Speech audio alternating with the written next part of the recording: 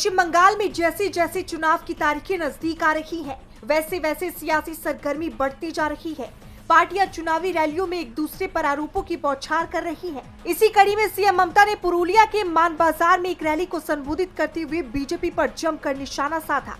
उन्होंने कहा कि चुनाव के दिन हमें कड़ी निगरानी रखनी होगी।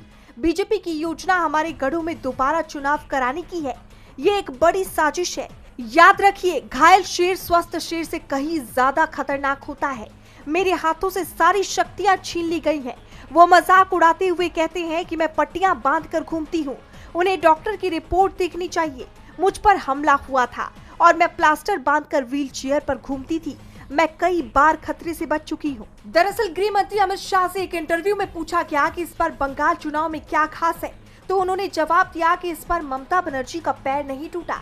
शाह के इसी बयान पर ममता बनर्जी ने पलटवार किया है। आपको याद होगा, बंगाल में पिछले चुनाव में सीएम ममता के पैर में प्लास्टर था और उन्होंने उसी हालत में चुनाव लड़ा था। इसके अलावा बानकुरा में रैली को संबोधित करते हुए ममता ने कहा कि पहले सड़कों की क्या हालत थी।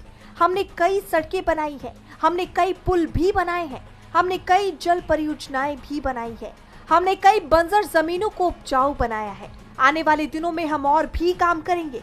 ये भूल जाइए कि आपका उम्मीदवार कौन है। हर विधानसभा क्षेत्र में मैं ही उम्मीदवार हूँ। टीएमसी सरकार बनाएगी। चुनावी रैलियों में जिस तरह से ममता बनर्जी हुंकार भर रही है, उससे बीजेपी की मुश्किलें बढ़ी हुई हैं। 23 और 29 अप्रैल को राज्य में चुनाव होने हैं और 4 मई को नतीजे आने हैं, जिस पर अब सबकी